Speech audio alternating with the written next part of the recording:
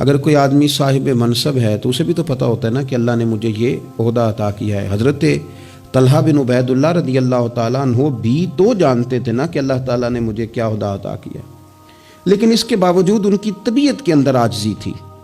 ایک مرتبہ انہوں نے ایک جگہ پہ لوگوں کو نماز پڑھائی، اور نماز پڑھانے کے بعد فرمانے لگے میں تو نماز پڑھانے سے پہلے تم سے اجازت لینا بھول ہی گیا تھا کہ تمہیں نماز پڑھاؤں کہ نہ پڑھاؤں۔ لوگوں نے عرض کی حضور ہماری تو یہ بڑی سعادت ہے کہ آپ نے ہماری امامت فرمائی ہے، اس میں اجازت لینے کی کیا بات ہے؟ تو حضرت طلحہ رضی اللہ تعالیٰ عنہ فرمانے لگے اگر کوئی شخص لوگوں کی امامت کرائے، نماز پڑھائے، لیکن لوگ اس سے راضی نہ ہوں کہ یہ ہمارا امام بنے، تو فرمایا اس کی نماز اس کے کانوں سے اوپر تک نہیں جاتی۔ لہٰذا میں نہیں چاہتا کہ زبردستی تم پر مسلط ہوں، میں چاہتا یہ تھا کہ پہلے تم سے پوچھ لوں پھر تمہارا امام بنوں۔ اور حضرت سیدہ طیبہ طاہرہ سیدہ عائشہ صدیقہ رضی اللہ تعالیٰ عنہا جو کہ مومنوں کی ماں ہیں تو ماں سے عقیدت ہوتی ہے۔ حضرت طلحہ بن عبید اللہ رضی اللہ تعالیٰ عنہ کو بڑی عقیدت تھی، ہر سال 10,000 دینار سیدہ عائشہ کی خدمت میں بطور نذرانہ کے پیش کرتے تھے، بطور نذرانہ کے، اپنے دل کی تسکین کے لیے کہ میں اپنی ماں کی خدمت کروں۔ ان کی زوجہ فرماتی ہیں کہ ایک دن میں نے انہیں بڑا پریشان دیکھا، بڑے پریشان تھے، تو میں نے ان سے کہا کہ مجھ سے کوئی غلطی ہو گئی، آپ بہت زیادہ پریشان ہیں؟ تو حضرت طلحہ بن عبید اللہ رضی اللہ تعالیٰ عنہ فرمانے لگے نہیں، تم سے کوئی غلطی نہیں ہوئی، اصل میں نا آج میرے پاس بہت سارے پیسے جمع ہو گئے، تو میں پریشان ہوں کہ اتنی دولت کے ساتھ وقت گزاروں گا۔ کتنی بلڈنگوں پہ راضی ہیں مسلمان، سرمایہ آتا کسے برا لگتا ہے، لیکن فرمانے لگے میرے پاس پیسے جمع ہو گئے، پریشان ہوں کہیں رات ہی نہ گزر جائے اسی طرح کے پیسے بڑے رہیں۔ تو آپ کیا لیے فرمانے لگی کیوں پریشان ہوتے ہیں، آپ مجھے پتہ ہے حضور کے صحابی ہیں، آپ کا دل اتنا اجلا اور اتنا صاف ہے کہ یہ دولت آپ کے دل میں وقت گزار سکتی نہیں، جہاں اللہ رسول کے ڈیرے ہوں وہاں دولت کیسے وقت گزارے گی؟ تو آپ اس طرح کریں، اس کو خرچ کر دیں، کچھ بھی نہیں ہوتا، بوجھ اتر جائے گا۔ فوراً ہی لونڈی کو بلایا اور خرچ کرنا شروع کیا، تو کتنے خرچ کیے؟ ایک دن کے اندر انہوں نے 4 لاکھ دینار لوگوں پر خرچ کر دیے۔ اور پھر کچھ لوگوں کا یہ مزاج ہوتا ہے کہ وہ باہر تو بڑے با اخلاق ہوتے ہیں، بڑے با مروت ہوتے ہیں، لوگوں کی بڑی گڈ بک میں ہوتے ہیں، سوسائٹی انہیں بڑا اچھا کہتی، گھر کے اندر ان کی حالت خراب ہوتی ہے، گھر والے شکوہ کرتے ہیں کہ یار یہ بندہ ہم سے بھی کبھی اچھے موڈ میں بات کرے، یہ گھر بھی آئے تو کبھی ہنستا ہوا آئے۔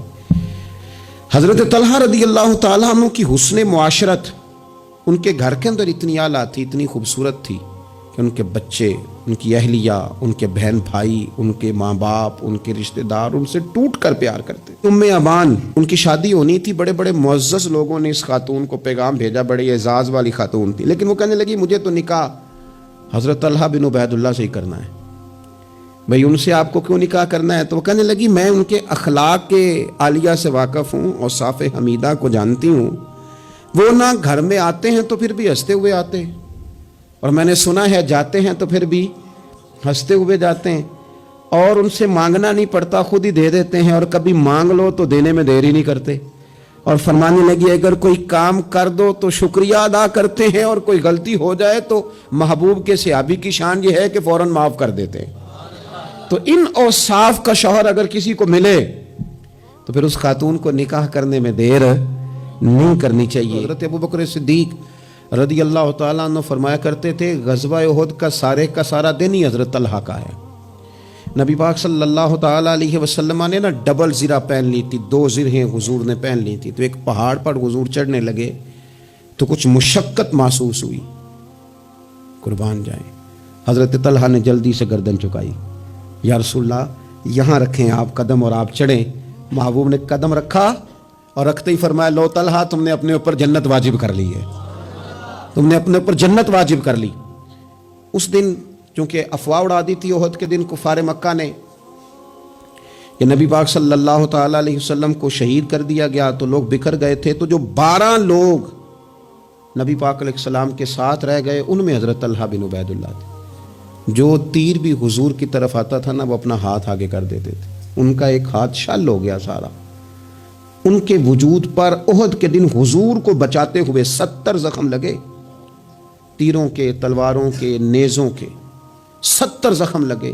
سجنا جان امانت تیری تو جدو منگ سے میں پیش کرے ساں، 70 زخم لگے۔ حضرت صدیق اکبر رضی اللہ تعالیٰ عنہ فرماتے ہیں جب ہم حضور کی خدمت میں حاضر ہوئے تو نبی پاک صلی اللہ علیہ وسلم نے فرمایا پہلے طلحہ بن عبید اللہ کو دیکھو. کہتے ہیں جب ہم حضور کی خدمت کر کے ان کے پاس گئے تو وہ بے ہوش تھے، زخموں کی شدت کے سبب بے ہوش تھے. میں نے ان کے منہ پہ پانی چھڑکا. فرماتے ہیں ان کی آنکھ کھلی تو پہلا سوال انہوں نے یہ پوچھا کہ بتاؤ میرے نبی کریم کا کیا حال ہے. رسول کریم صلی اللہ تعالیٰ علیہ وسلم کی طبیعت کیسی ہے، حضور کے بارے میں بتاؤ. کہتے ہیں ہم نے کہا الحمدللہ حضور ٹھیک ہیں، اللہ کے فضل اور احسان میں ہیں، اللہ تعالیٰ نے انہیں محفوظ رکھا ہے. تو کہتے ہیں وہ کہنے لگے اگر محبوب ٹھیک ہے نا تو پھر کوئی مصیبت بھی مصیبت نہیں ہے، پھر ساری مصیبتیں آسان ہیں. اللہ تعالیٰ ہمیں حضرت سیدنا طلحہ بن عبید اللہ رضی اللہ تعالیٰ عنہ کے فیض سے فیض یاب فرمائے.